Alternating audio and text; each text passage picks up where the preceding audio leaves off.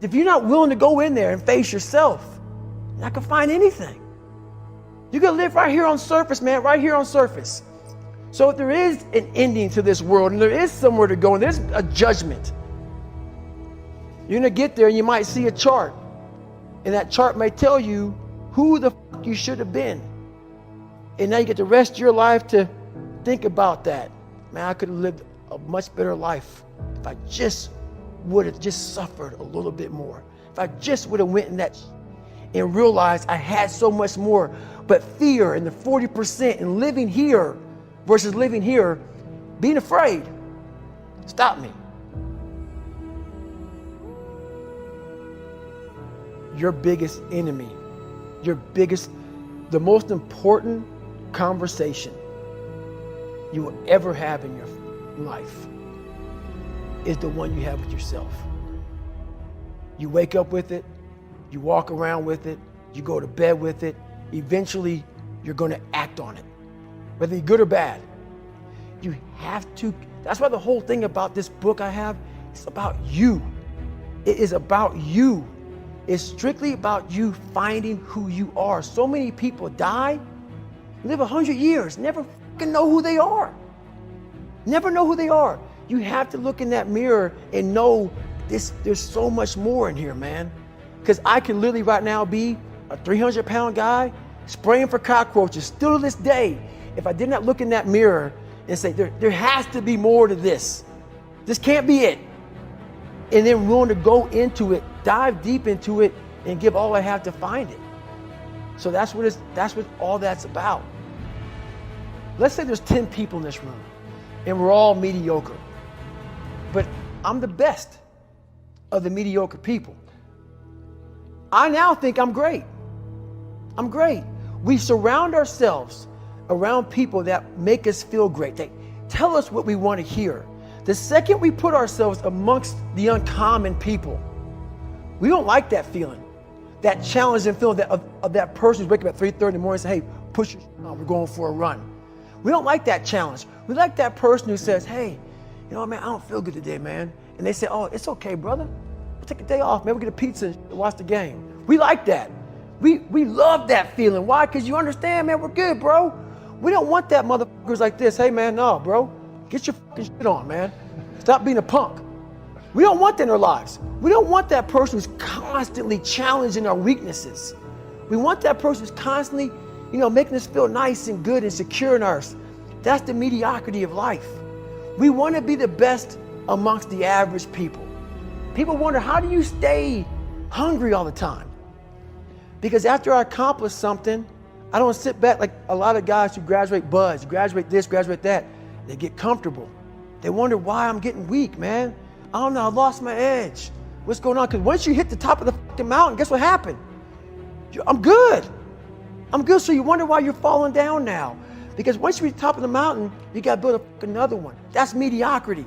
There's a lot of people in mediocrity who have a nice resume, but they're one-timers, man. They hit a one-time deal, they busted it open, got a lot of money, but they're good. You're mediocre now, man. What are you fucking doing today, tomorrow, the next fucking day? That's why I don't listen to theorists. I don't listen to all that bullshit. I listen to a motherfucker who's like this, man. What's wrong, man? I'm fucking tired, dude. Why are you tired? Because tomorrow, I gotta do the fucking shit again, man. Whatever it is that made me fucking nauseous and sick to my stomach, it made me hurt. There's no ending. And that's the person I listen to. That's the person who's gained knowledge. You gain knowledge through suffering. And on the other end of suffering is a world that very few have ever seen. It's a beautiful world because that's where you find yourself.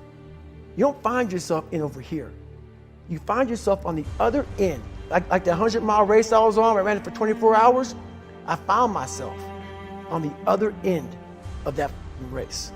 That 19 hours, I found, wow, there's a whole nother world out here that I've never even saw. But the world's in your mind.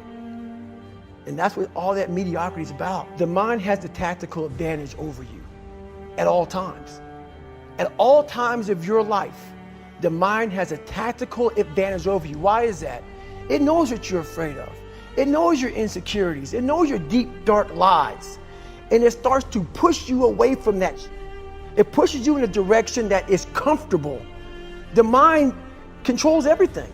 So what I realized was that when I was growing up and I was 300 pounds and I got all fat and I got all insecure, I realized that my mind kept taking me in this direction. When things got uncomfortable for me, when I was facing my insecurities, I was facing my fears, my mind said, oh no, we have the tactical advantage. We need to get you, separate you from this feeling. This feeling over here, life's all about feelings. We want the happy feeling. We don't want that feeling of this sucks.